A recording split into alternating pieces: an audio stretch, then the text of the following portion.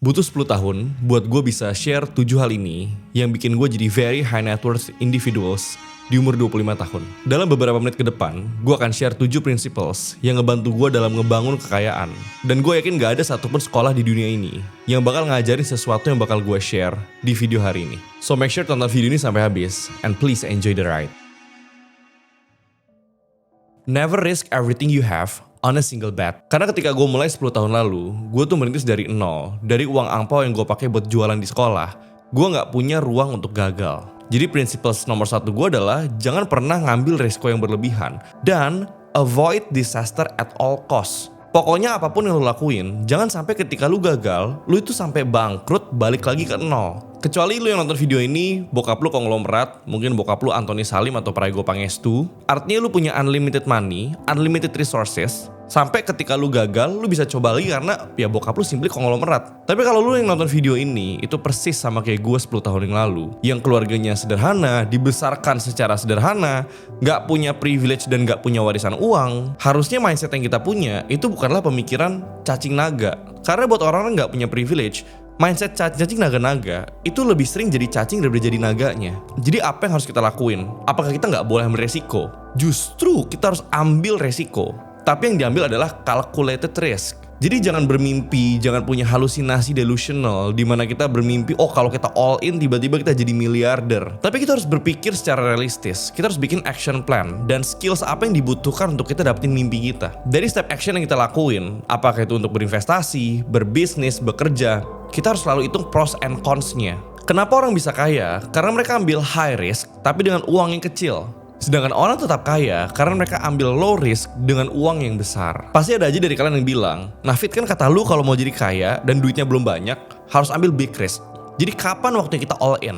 Jawabannya adalah ketika lu punya high conviction, lu punya keyakinan yang sangat kuat bahwa ketika lu ngerjain hal itu, lu all in di hal tersebut, lu gak bakal gagal dan lu pasti menang. Dan lu juga harus punya keyakinan bahwa ketika lu gagal dan lu kehilangan segalanya, lu gak punya masalah akan hal itu. Ketika lu tahu resiko terburuknya apa, dan lu tahu seberapa besar reward yang bakal lu dapetin ketika ambil resiko tersebut, then just do it. Tapi kalau lu gak bisa tolerate risknya, lu merasa lu bakal menyesal ketika lu gagal ngelakuin sesuatu, better jangan coba-coba pakai mindset cacing naga-naga. Karena hidup ini gak selamanya tentang sunshine and rainbows. Seringkali ketika kita coba berbisnis, berinvestasi, bakal banyak masalah, seluruh dunia ini akan berusaha untuk ngegebukin kita. So always hitung risknya dulu sebelum kalian taking action apapun itu.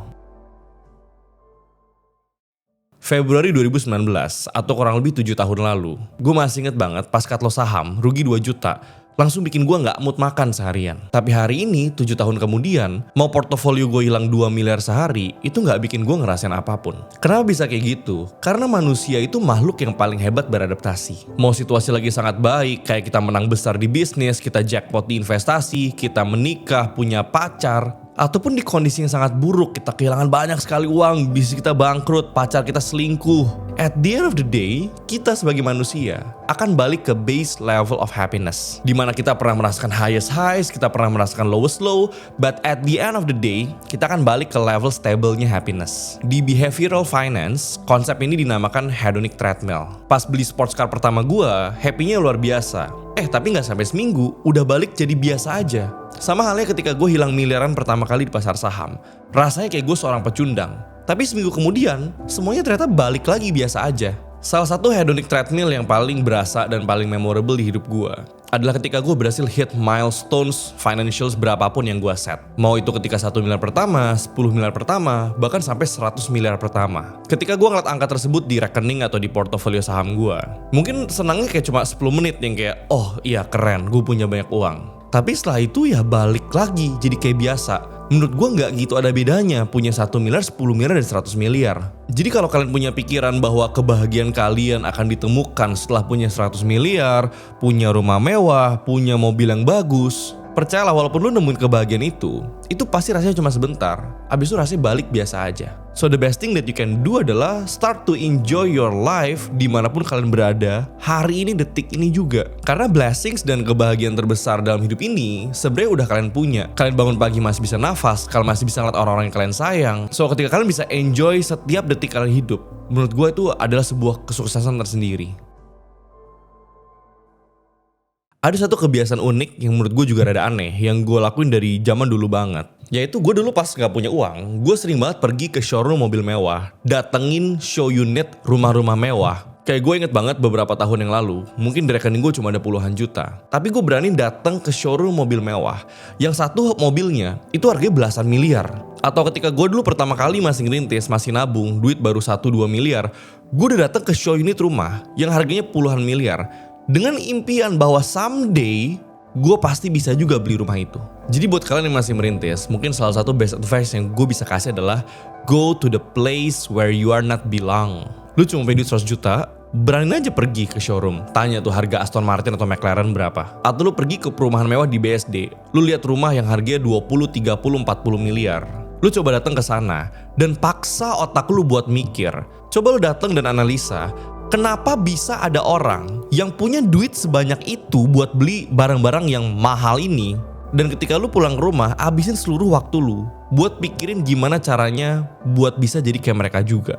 Uang itu bisa dicetak out of thin air sama bank sentral. So money is everywhere. And making money is easy when you are on the right place. Bahkan gue sampai detik ini pun, setiap kali gue ngelewatin perumahan Pondok Indah, gue juga masih mikir, ini orang kerja apa ya bisa beli rumah ratusan miliar. Sama persis kayak gue 10 tahun lalu, nanyain hal yang sama pas ngelewatin rumah yang gue tinggalin hari ini.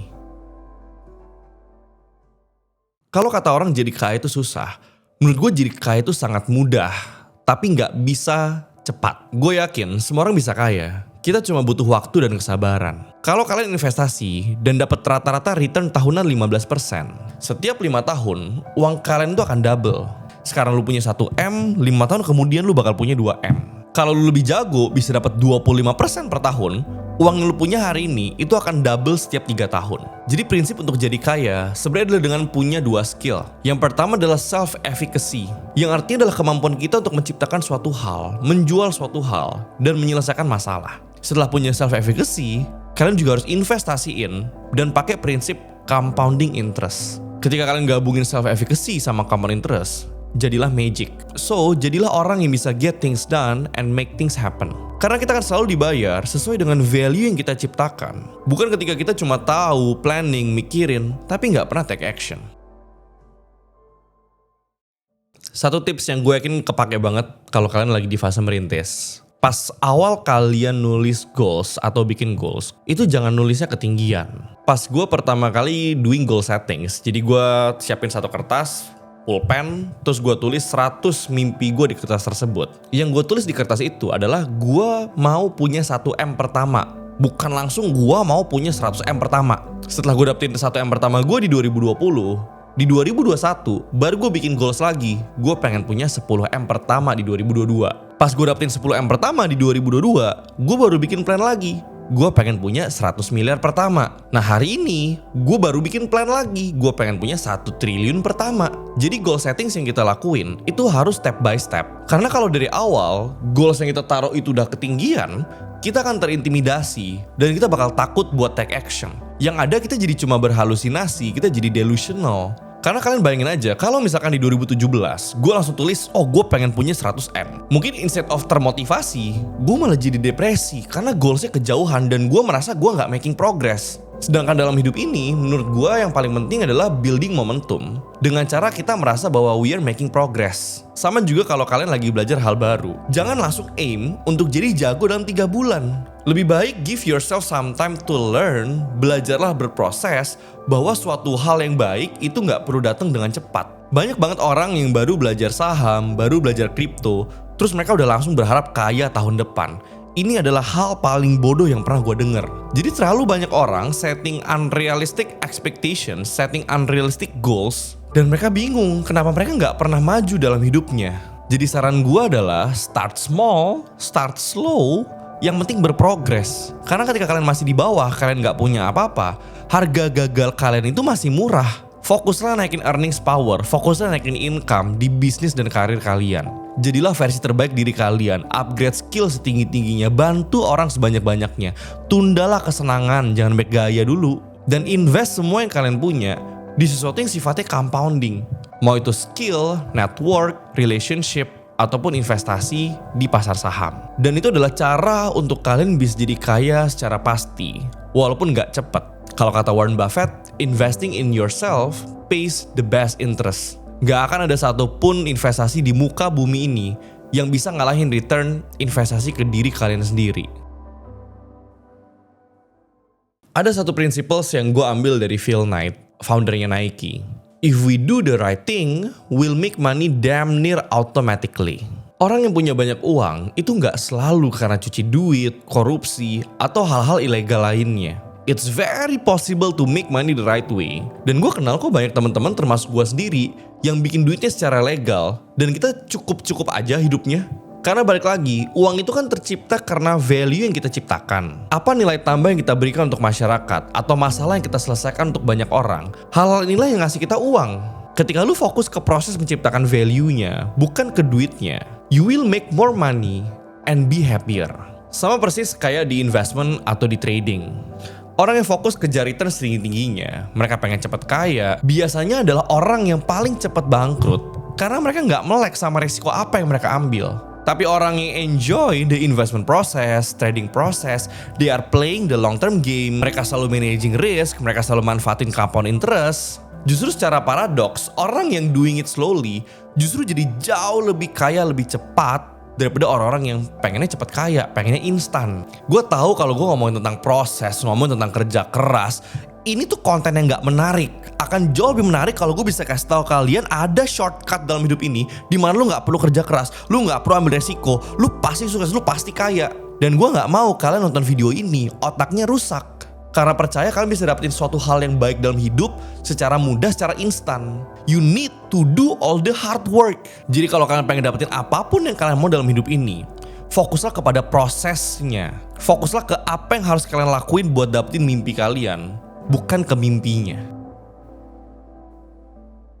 The last but not least, gue percaya di umur 20-an, jangan pernah takut buat keluar uang untuk dapetin pengalaman. Ketika lu ngelihat segala hal dalam hidup ini dari perspektif untuk dapetin pengalaman, gak ada yang namanya untung rugi, gak ada yang namanya sukses dan gagal. Lu bikin bisnis dan rugi, anggap aja itu pengalaman dan pelajaran, supaya someday di masa depan, lu bisa ngehindarin kesalahan yang sama. Gue gak mungkin bisa ada di posisi kayak sekarang, kalau gue dulu gak pernah gagal, gue gak pernah ketipu, gue gak pernah hilang uang, gue bisa ada di level sekarang karena gue udah ngelakuin banyak sekali kesalahan pas gue muda dulu. Dan buat kalian udah bekerja keras, lu punya budget, ajak orang tua lu jalan-jalan. Pergilah ke negara baru, ajakin ke restoran yang mereka suka, beliin baju yang mereka pengen. Gue percaya orang-orang yang bekerja untuk menyenangkan keluarganya, itu pasti rezekinya lancar dan rezekinya pasti balik lagi. Terus kalau lu punya duit lebih gak kepake, lu punya mobil impian yang dari dulu lu pengen, dan budgetnya cukup, lu gak perlu ngutang untuk beli itu, ya beli aja mobilnya. Karena sepengalaman gue, semua uang yang gue spend buat beli barang yang gue impiin, itu pasti balik lagi. Tapi dulu pertama kali gue beli Porsche, umur gue 22 tahun. Dan kapan lagi gue punya mobil sport umur 22 tahun yang gue beli pakai hasil kerja keras gue sendiri. Dan gue bersyukur banget waktu duit gue belum sebanyak sekarang. Porsche itu udah gue beli. Karena kalau gue belinya sekarang pas duitnya udah sangat banyak, pas gue bisa beli puluhan kali mobil sport, rasanya jadi biasa aja dan gue udah gak se-enjoy pas gue punya dulu di umur 22. Manusia terbaik itu menurut gue manusia yang paradoks. Mereka makan di warteg bisa, tapi pas makan di Michelin Star juga gak norak. Mereka terbiasa untuk ngobrol dan meeting sama sesama CEO, tapi juga bisa memperlakukan office boy dengan baik. Mereka orang-orang yang hidupnya penuh dengan kemewahan, bergelimang harta. Tapi ketika waktunya tiba untuk jadi sederhana dan nunda kesenangan, mereka juga orang-orang yang gampang lakuin hal itu. Jadi saran terakhir gue buat semua anak muda, terutama yang before 20s atau di awal 20s, tembak semua uang dan waktu kalian ke edukasi, ke self-development. Habisin seluruh uang, tenaga, waktu untuk jadi versi terbaik diri kalian. Karena sebagai manusia, di umur segitu, kalian tuh gak ada nilainya di dunia ini. Dan value itu cuma bisa diciptakan lewat knowledge, ditambah experience, kalian dapat wisdom. Dan dari kebijaksanaan yang kalian punya, kalian bisa menciptakan value. Daripada nabung 30% daripada pendapatan kalian tiap bulan buat trading saham, buat invest kripto, lebih baik kalian tabung aja 10% buat diinvest ke financial market. Dan 20% sisanya kalian pakai buat pikirin, cari cara untuk naikin income. Gimana cara memperluas network, gimana cara untuk lebih baik secara berkomunikasi, gimana cara punya critical thinking. Pas income kalian 7-8 juta sebulan, nabung 2 juta sebulan itu nggak mungkin bikin kalian jadi kaya. Jadi jangan terjebak di sana. Sekarang tuh bukan waktunya kalian nabung. Justru kalau bisa habisin seluruh uang yang kalian punya, asalkan kalian bisa jadi manusia yang lebih baik setiap harinya. Setelah 10 tahun perjalanan gua, yang menurut gue sih nggak berasa, ketika gue mulai pertama kali cari uang sendiri, dari modal 100 ribu sampai bisa jadi gue hari ini, gue harap semua pengalaman yang gue share di video hari ini bisa jadi manfaat dan berkat untuk hidup kalian. Teruslah berjuang untuk jadi manusia yang lebih baik. Kalau kalian capek ketika kalian berjuang, ketika kalian merintis, gue pun ngerasain hal yang sama hari ini. Gue juga capek, tapi kita semua harus ingat, ada mimpi yang harus kita kejar, ada keluarga yang harus kita banggakan. So keep going and enjoy your life. Karena hidup ini singkat, dan kita cuma punya satu kesempatan to get the best out of life. I'll see you in the next video.